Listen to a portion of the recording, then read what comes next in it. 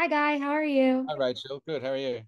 I'm doing great. To start, this is kind of this epic scale of like battles and everything happening with also like real human stories in the middle of it all. And for you, when you do have something of this scale that you're kind of working on, what is the bigger challenge for you? The bigger battle scenes of it all, or like still keeping that human element? Well, it's a good question because I think the intimacy of any, I mean, whenever I'm doing any story, it always sort of the thing I'm selfishly focused on is making sure my emotional journey is that I understand it and that I'm expressing it so that it's believable and that I've always got a handle on that. And then I am often surprised, because I'll obviously be working on the dialogue that I have with sort of one-on-one situations. And then, of course, I get onto set and I see the size of the set, and I see the 200 extras, and I think, oh wow, okay, yeah, this is big, okay. So that often sort of throws me a little bit sometimes. I have to then kind of go, yeah, okay. Of course, it said that in the big print at the beginning. The warriors come over the hill. So, but I'm not focused on that. I'm focused on what I'm doing. So, of course, sometimes I'm surprised when I get onto set and I see the enormity of it. And of course, in something like this, there's not really CGI. It's they got every extra that they could, and it's quite a big production in a way. So yeah, it's a bit of a juggle between both, I guess. But the making sure my task is working, that's job number one. Yeah, and is there anything that kind of helps you with like period pieces and really getting into like the way that people were thinking back then? Because it is not how our brains are kind of hardwired to think about things. And so it is kind of like two different approaches. Well, and it is, and it's tricky because when they call cut, there's all the crew in their contemporary clothes, and you then have a contemporary conversation, and everything's contemporary. So I find I can engage, and I'm experienced enough now to be able to kind of go back and forth between the Mhm. two. But you do have to be careful. You have to just be a little bit careful that I don't let any contemporary kind of thought patterns and sort of the way in which even just the way I hold myself that doesn't leak into what I'm doing. I mean, that's the job essentially, is just Mhm. maintaining an authenticity about what I'm doing. But um, yeah, I think I do. You rely on the costumes, you rely on the sets that have been built, you rely on everything contemporary that's been removed from the shot. So it's a great. They're great reminders. They're great. They're really helpful things, parts of, and of course, the language that you're sort of speaking is perhaps sometimes different. I mean, language and script is an interesting one because quite often the thought is, well, we want this to be authentic, but we want it to be relatable to a modern audience. And if we all start speaking in Middle English, um, people are going to go, I don't quite understand what they're saying. So liberties are taken, and but I feel that I don't know.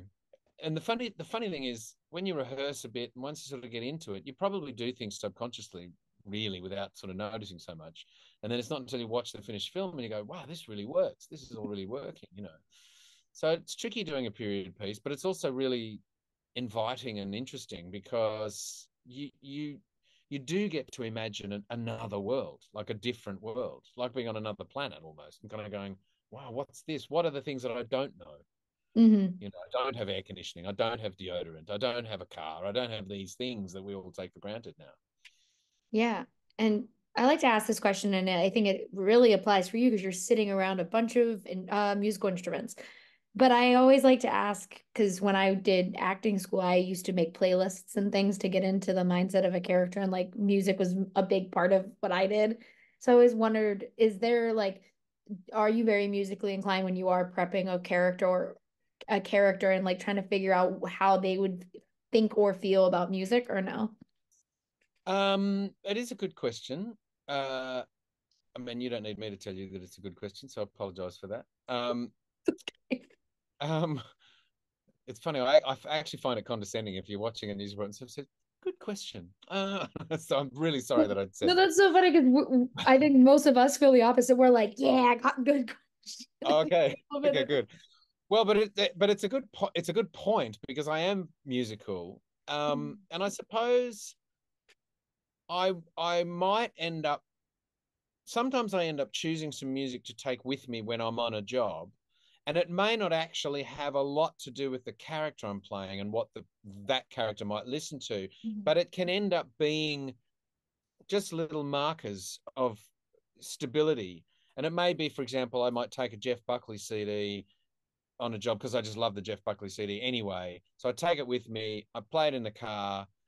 I mean, it's funny that I use the word CD. Play it in the car.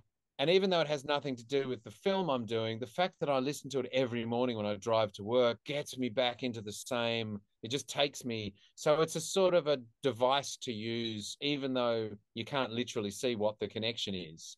And music, as you point out, and as we all know, it's a really emotional, it's amazing music, isn't it, really, as far as Mhm. it's like a smell. You smell something and you're instantly transported. I can listen to, Elizabeth Fraser singing something and I can't not be affected by it. I can't not be taken into the world that is her voice. So yeah, I think choosing quite often though, I'll probably try and find more instrumental stuff because sometimes also lyrics and vocal voice stuff can actually be distracting, can take me away. Mhm. So it sort of depends. Yeah, it's a funny one. I don't think I've ever really gone, what would this character listen to? I'm going to sort of listen to that. But having said that, I might have probably done it a bit subconsciously, Yeah. I reckon. Because I'll listen to things and I go, why am I listening to Kurt Cobain all of a sudden? Oh, well, just get into it. So, yeah, I don't know. You've got me thinking. I'm going to start a job in July. I'm going to see what music I take Gonna have a whole with me. playlist. Uh, Yeah. one Like, why I is this character listening to Taylor Swift and it's a period piece? What's going on? listened all too well the 10-minute version. But I have to ask because I am somebody who I literally have a tattoo for a Christopher Nolan movie, and I just was commented on for saying how much I love Iron Man 3 repeatedly. But you work with these directors that have such kind of clear visions and styles, and Lee is also one of those directors. And when you work with people like Christopher Nolan and Shane Black and now Lee, how do you kind of shift how you do a performance if they are directing you in a certain way to fit their vision, or is it the opposite? You just kind of focus on your character and they work around what you're kind of envisioning. Well, I think it's a bit of both, but mainly it's me wanting to understand what it is they want to make. I want to know what film they're making, and I want to be in that film. I don't want to be in the wrong movie, and I have been in the wrong movie before, Hmm. where I've kind of been adamant about what it is I want to do, and it may be successful as a role, but I look at it and go, "Oh, I think I'm in a different film than everyone else." So collaboration is vital, but on a more personal level, not that it's more important, but it feeling like I'm trusted and that I trust them is paramount. Because if I Hmm. lose that trust, I go, right, I'm on my own here. I'm on my own, and I've now got to rely on myself, and that's fine. I can do that, but I can then only create something that's this good. Whereas if I'm working with a Chris Nolan or I mean, I don't know how many Chris Nolans there are. If I'm working with a Chris Nolan, one of the many, I find no. But if you're working with someone like that, you're just so inspired by what they're doing and how they see things and what you just kind of go, right, then I'll do this then. And they'll either go, yes, that's what I'm talking about, or they'll go, no, you're so off the mark. So it's about a lot of communication. um, and I have worked with people who I'm hindered by as well. Where a director goes, no, no, no, no, I really need you to do that. And I go, oh, I don't believe myself if I do that. And they go, no, but that's what I want you to do. That's why I wrote it. So that can be tricky. That Hmm. can be difficult. So every experience is very different. I mean, Nick Murphy is one of my favorite directors in the world, one of my favorite people in the world. I've worked with him twice now. I did A Christmas Carol and I did Spy Among Friends with him. He is exquisite. I mean, any idea that I have, he goes, I'm thinking about this instead. And I go, oh, that's amazing. Okay, I'll do that. So he's just, and he's so articulate and so funny and just so delightful to be around.